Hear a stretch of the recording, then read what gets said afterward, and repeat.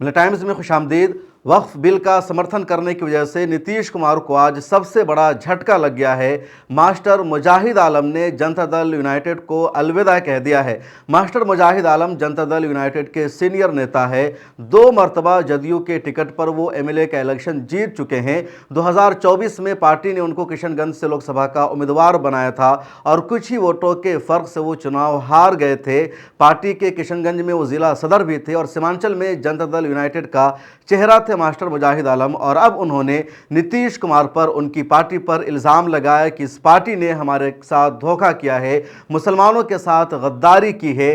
पिछले 8 महीना से लगातार हम विरोध करते रहे, एहतजाज करते रहे।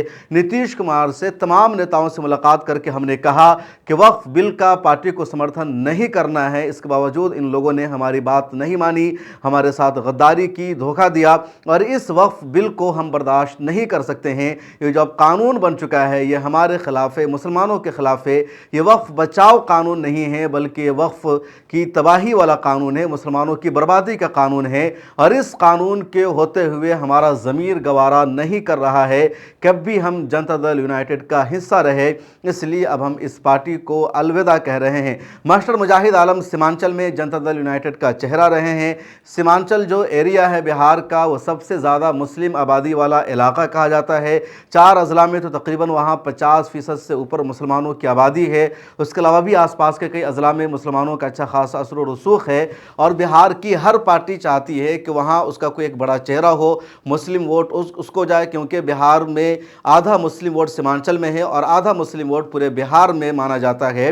इसी वजह से आरजेडी भी चाहती है कि वहाँ उनका कोई मजबूत चेहरा हो, कांग्रेस भी चाहती है कि वहाँ उसका कोई मजबूत चेहरा हो। एमआईएम भी सीमांचल में बहुत मजबूत हो चुकी है। अख्तरुल ईमान एमआईएम की वहाँ क़यादत कर रहे हैं, एमएलए हैं, पार्टी के सदर भी हैं बिहार में। अब वहाँ मास्टर मुजाहिद आलम ने जनता दल यूनाइटेड को छोड़ दिया है। उन्होंने प्रेस कॉन्फ्रेंस करके अपने इस्तीफ़ानामा का ऐलान किया और कहा कि मैं अब जनता दल यूनाइटेड में नहीं रह सकता हूँ। मास्टर मुजाहिद आलम ने सुप्रीम कोर्ट का दरवाज़ा भी खटखटाया है और जिन 73 या 80 लोगों ने अब तक सुप्रीम कोर्ट ऑफ इंडिया में वक्फ अमेंडमेंट एक्ट के खिलाफ पिटीशन दायर की है, जिन्होंने केस किया है, उनमें मास्टर मुजाहिद आलम का नाम भी शामिल है। मास्टर मुजाहिद आलम ने प्रेस कॉन्फ्रेंस में कहा कि उनकी कई मरतबा मीटिंग हुई नीतीश कुमार के साथ, पार्टी के दूसरे नेताओं के साथ, और हर मीटिंग में हम लोगों ने यही कहा कि जो वक्फ बिल मोदी सरकार ला रही है ये औकाफ के ख़िलाफ़ है, मुसलमानों के ख़िलाफ़ है। मस्जिद, मदरसा, दरगाह, कब्रिस्तान पर कब्ज़े का सिलसिला शुरू हो जाएगा, इसलिए हमारी पार्टी को उसे सपोर्ट नहीं करना चाहिए।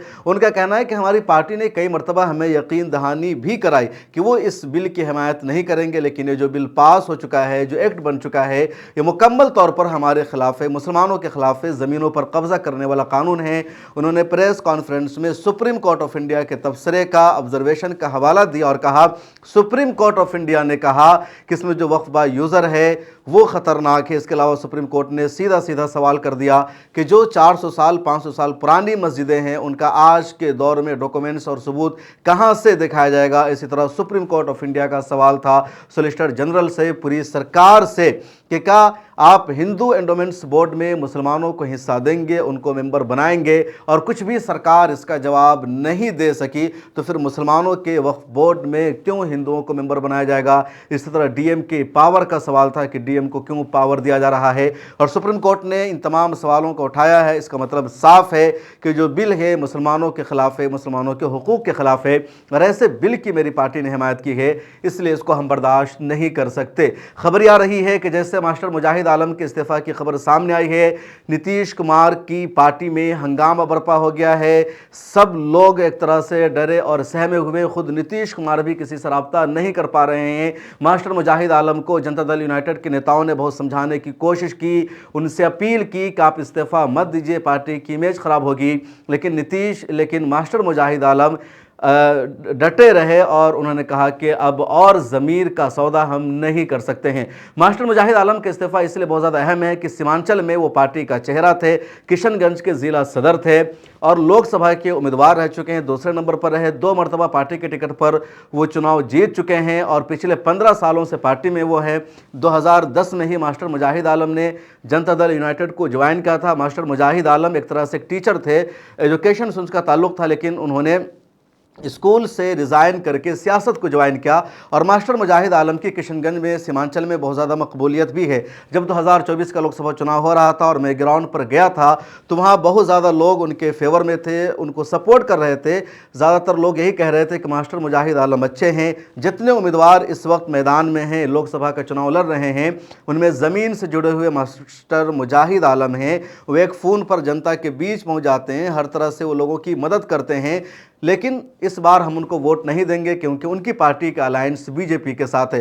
तो लोग मास्टर मुजाहिद आलम की तारीफ कर रहे थे, उनको अवामी लीडर बता रहे थे, उनको जनता का नेता कह रहे थे। साथ में ये भी कह रहे थे कि मास्टर मुजाहिद आलम की जेडीयू से हैं और जेडीयू का अलायंस बीजेपी से है, जिस वजह से हम उनको वोट नहीं देंगे। लेकिन उनके फैन फॉलोवर्स वहाँ मौजूद थे और कई जगह लोगों ने इस तरह की बात की। और जनता दल यूनाइटेड को इसलिए सबसे बड़ा झटका है क्योंकि इससे पहले 200 से 300 लोगों ने जनता दल यूनाइटेड को छोड़ दिया है, लेकिन वो सब के सब ब्लॉक सतह के लीडर थे या ज़िला सतह के लीडर थे या वो माइनॉरिटी डिपार्टमेंट से ताल्लुक़ रखते थे। कोई उसमें ऐसा नहीं था जो एमएलए रहा हो या लोकसभा का उम्मीदवार रहा हो, नीतीश कुमार तक डायरेक्ट जिनका एक्सेस रहा हो, जो नीतीश कुमार से बातचीत करते हो, उनकी मीटिंग में जाते हो।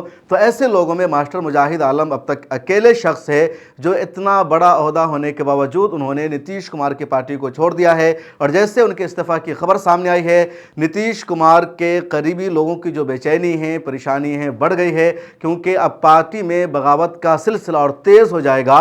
मास्टर मुजाहिद आलम के साथ खुद हज़ारों लोग हैं, हज़ारों वर्कर्स हैं जो उनके साथ जुड़े हुए हैं। अब सवाल यह है कि मास्टर मुजाहिद आलम जाएंगे कहाँ, किस पार्टी को ज्वाइन करेंगे? तो खबर ये सामने आ रही है कि मास्टर मुजाहिद आलम ऑल इंडिया मजलिस इत्तेहादुल मुस्लिमीन को ज्वाइन कर सकते हैं। सोशल मीडिया पर लगातार उनके इस्तीफ़ा की खबर सामने आने के बाद लोग कह रहे हैं कि उन्हें AIMIM ज्वाइन कर लेना चाहिए, मजलिस इत्तेहादुल मुस्लिमीन से ही चुनाव लड़ना चाहिए। सोशल मीडिया पर जब मैंने भी स्क्रॉल किया, कुछ चीज़ें सर्च की, तो अख्तरुल ईमान का एक ट्वीट भी मिल गया, उनका एक बयान मिल गया जिसमें अख्तरुल ईमान कह रहे हैं मास्टर मुजाहिद आलम को कि उन्हें ऑल इंडिया मजलिस इत्तेहादुल मुस्लिमीन ज्वाइन करना चाहिए। AIMIM में उनका खैर मकदम है। और अगर अख्तरुल ईमान ने सीधे सीधे बुला लिया है मास्टर मुजाहिद आलम को और अगर वो चले जाते हैं तो इसका मतलब यह है कि मास्टर मुजाहिद आलम की 2025 के असम्बली इलेक्शन में जीत पक्की है। कुछ ज़राए से ये खबरें भी सामने आई है कि मास्टर मुजाहिद आलम पिछले 4-5 दिनों से दिल्ली में थे, सुप्रीम कोर्ट में उन्होंने पिटीशन फाइल किया था। आज ही वो सुबह सुबह फ़्लाइट के ज़रिए किशनगंज पहुंचे और फिर शाम को उन्होंने प्रेस कॉन्फ्रेंस किया। तो दिल्ली में बैरिस्टर असदुद्दीन ओवैसी से भी मास्टर मुजाहिद आलम की बातचीत हुई है, टिकट का उनको कन्फर्म कर दिया गया है। और मास्टर मुजाहिद आलम कोचा धामन से टिकट चाह रहे थे, जिसको भी MIM ने कन्फर्म कर दिया है। तो इस वजह से भी मास्टर मुजाहिद आलम ने जदयू को छोड़ दिया है और वो MIM ज्वाइन कर सकते हैं। कोचा धामन जो किशनगंज की असम्बली की सीट है बहुत अहम है क्योंकि कोचा धामन जो है अख्तरुल ईमान का भी इलाका है और मास्टर मुजाहिद आलम का भी इलाका है। अख्तरुल ईमान भी जब RJD में थे तो इसी जगह से वो चुनाव जीते थे, MIM से भी यहीं से वो चुनाव लड़े थे 2015 में, लेकिन हार गए थे। और मास्टर मुजाहिद के लिए भी कोचा धामन बहुत अहम है। 2020 में अख्तरुल ईमान कोचा धामन को छोड़कर अमौर चले गए थे, अमौर से चुनाव जीते थे और कोचा धामन की सीट MIM से अख्तरुल ईमान ने इजहार असफ़ी को दे दी थी। इजहार असफ़ी इस वक्त RJD में जा चुके हैं, तो कोचा धामन की सीट MIM की खाली है और मास्टर मुजाहिद आलम कोचा धामन की ही सीट चाहते हैं। तो MIM से आसानी से मास्टर मुजाहिद को सीट मिल सकती है और उनकी जीत यकीनी हो सकती है। मसला भी है कि वक्त पर उन्होंने पार्टी को, जनता दल यूनाइटेड को छोड़ दिया है। कुछ लोगों का यह भी मानना है कि मास्टर मुजाहिद आलम कांग्रेस को ज्वाइन करेंगे, कुछ लोग कह रहे हैं कि RJD को ज्वाइन करेंगे। प्रेस कॉन्फ्रेंस में जब मास्टर मुजाहिद आलम से पूछा गया तो उनका कहना था कि हमारी फैमिली ने कहा है कि अब सियासत को छोड़ दीजिए, आप पिछले 15 सालों से सियासत में हैं, अब देखना यह है कि मास्टर मुजाहिद आलम जाते कहाँ हैं। वैसे कोई भी बड़ा नेता जब किसी पार्टी को छोड़ता है तो छोड़ने से पहले वो तय कर चुका होता है कि उसको जाना कहाँ है। भले ही वो कुछ टाइम लेता है, वो नेता कुछ दिनों बाद उस पार्टी को ज्वाइन करते हैं, लेकिन उनकी सेटिंग हो चुकी होती है कि किस पार्टी में वो जाएंगे। तो मास्टर मुजाहिद आलम जाएंगे कहाँ, आने वाला वक्त बताएगा। लेकिन फिलहाल मास्टर मुजाहिद आलम ने नीतीश कुमार की पार्टी को जो छोड़ा है, जनता दल यूनाइटेड को जो अलविदा कह दिया, ये अब तक का सबसे बड़ा झटका है। और धीरे धीरे मुमकिन है कि नीतीश कुमार की पार्टी से मुसलमान निकल जाएंगे क्योंकि इनके अलावा अब चंद ही बड़े नाम रह गए हैं और वो लोग भी पार्टी को छोड़ सकते हैं। ऐसे भी नीतीश कुमार की पार्टी में इस वक्त कोई भी MLA नहीं है, चंद लोग हैं जो MLC हैं और अब उन पर दबाव बढ़ जाएगा पार्टी को छोड़ने का, अलविदा कहने का। क्या कुछ अपनी प्रेस कॉन्फ्रेंस में मास्टर मुजाहिद आलम ने कहा, उसका कुछ हिस्सा जरूर सुन लीजिए। सर, जदयू से या नीतीश से नाराजगी क्यों? आप जानते हैं कि अगस्त 2024 में देश के लोकसभा में, पार्लियामेंट में, पहले लोकसभा में जो वक्फ संशोधन विधेयक पेश हुआ, उस दिन मैं इत्तेफाक से पटने में था। मुझे जब जानकारी हुई, पार्लियामेंट में जब बहस देखा, तो मैं वक्फ बोर्ड जा करके उसके जो है 44 पेज का जो वो बिल था, उसको मैं प्रिंट आउट लिया, फिर उसका खुद से स्टडी किया, और जो उसके जो एक्सपर्ट है, लीगल एक्सपर्ट है, उस पर कुछ बिंदुओं पर आपत्ति थी। कुल 14 बिंदुओं पर मेरे द्वारा आपत्ति की गई थी, जिसको लेकर पार्टी से, माननीय मुख्यमंत्री से, जेपीसी के माननीय अध्यक्ष जगदम्बिका पाल जी से, और फिर जो संयुक्त सचिव को जो मांगा गया था, संयुक्त सचिव के नाम से सभी से, कोई भी जो आम आदमी संगठन और जो है स्टेक होल्डर से मांगा गया था अपना सुझाव, उसमें भी दिया था। 20 जनवरी को जेपीसी की टीम पटना भी आई थी, उसमें भी मैं वक्फ बोर्ड के माध्यम से अपनी आपत्तियां दिया, और सारी तंजीमों ने भी आपत्ति दिया। और जो है इसके बाद मुख्यमंत्री के निर्देश पर पार्टी मुख्यालय में बैठक भी हुई, जिसमें हमारे प्रदेश अध्यक्ष उमेश कुशवाहा जी, माननीय मंत्री, केंद्रीय मंत्री ललन सिंह जी, माननीय जल संसाधन मंत्री विजय चौधरी जी, माननीय जो अल्पसंख्यक कल्याण मंत्री जमा खान साहब, सुन्नी वक्फ बोर्ड के चेयरमैन इरशादुल्लाह साहब, सिया वक्फ बोर्ड के चेयरमैन अफजल अब्बास साहब, एमएलसी खालिद अनवर साहब, और जो है हमारे पार्टी के कोषाध्यक्ष और विधान पार्षद ललन शराफ जी, और संजय सिंह उर्फ गांधी जी, जो माननीय विधान पार्षद है और विधान परिषद में सत्तारूढ़ दल के सचेतक भी है, और मैं खुद मौजूद था वहां पर। और जो मिली तंजीमें हैं, इमारत शरिया और दूसरी तंजीमें, सब बहुत वहाँ डिस्कशन हुआ। फिर वहाँ से लिखित मांगा गया, लिखित दिया गया, और पार्टी के तरफ से आश्वस्त किया गया कि आपकी जो आपत्तियां, उसको हम लोग गंभीरता से, उस पर हम लोग आगे जेपीसी में रखेंगे। उस वक्त तक जेपीसी का गठन तो आप जानते ही हैं, पार्लियामेंट में कुछ नहीं भी घोषित हो गया। हम लोग आश्वस्त थे, और उसके बाद जब बिल फिर जेपीसी के रिपोर्ट के बाद जब बिल पेश हुआ, उस पर भी हम लोग देखे थे चीज आपत्तियां है ही। जिन मुस्लिम मतदाताओं ने वोट दिया आपको, जदयू को, क्या लगता है उनके साथ विश्वासघात किया गया है जदयू के द्वारा? निश्चित रूप से इस बिल के पास होने से माइनॉरिटीज को हर्ट लगा। ये कोई धार्मिक मामला नहीं है या कि हिंदुओं के खिलाफ है, ये वक्फ एक इस्लामिक कंसेप्ट है।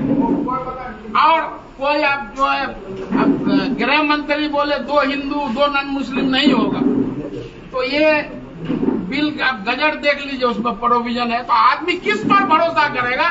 देश का गृह मंत्री अगर जो है पार्लियामेंट में जो बोल रहा है और बिल में उससे एक्ट में उससे इतर है, तो आदमी किस पर भरोसा करे? आप पत्रकार हैं, आप ही बोलिए। कुछ मुस्लिम नेताओं को आश्वासन दिया गया था कि नहीं, सुधार के लिए मतलब बोला गया था केंद्र सरकार, तो उस टाइम तक आप लोगों को क्या आश्वासन दिया? निश्चित रूप से मिला था। मैं तो बोला हूँ कि हमारे, मैं बताया ना, प्रदेश मुख्यालय में अमीर शरीयत भी और भी तंजीमें थी, जन्मदिन के सारे मुस्लिम लीडर्स थे।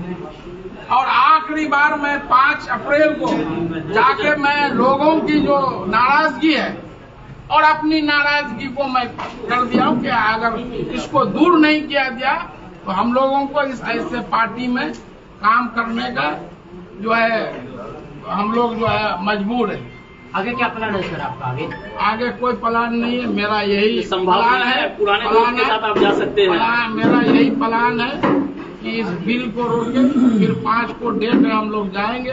अभी भी हम केंद्र सरकार से आग्रह करते हैं, नीतीश कुमार जी से आग्रह करते हैं कि अब भी जो है देश के हालात को देख करके इस बिल को आप समझ लीजिए। अब देश के सुप्रीम कोर्ट में जो कोर्ट नंबर 1 चीफ जस्टिस ने कितनी बड़ी टिप्पणी कर दी, सॉलिसिटर जनरल को उसको जवाब नहीं मिला, आधे घंटे का टाइम मिला, बोला एक दिन दिया तो फिर बोलता 7 दिन, उसके बाद जवाब। इसलिए ये तो उसकी संवैधानिकता को तो वही कर, जब सलीमान साहब ने कहा है, जनरल सलीमान साहब ने कहा है कि मुजाहिद साहब का एमआईएम में खैर मकदम है। ठीक है, शुक्रिया।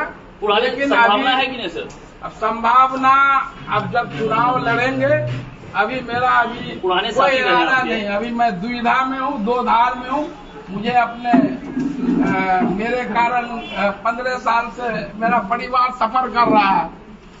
मेरी बीवी बेटी का कहना है कि राजनीति से दूर होना, वो भी हो सकता है। मिल्लत टाइम्स को जारी रखने और मजबूत बनाने के लिए हमारी आर्थिक सहायता कीजिए। ये एक आजाद मीडिया हाउस और कमजोरों की आवाज है। आप हमें देखें, सुने, पढ़ें और हर महीने ज्यादा नहीं, सिर्फ 100 रुपए से मदद करें। डिटेल्स डिस्क्रिप्शन में मौजूद हैं।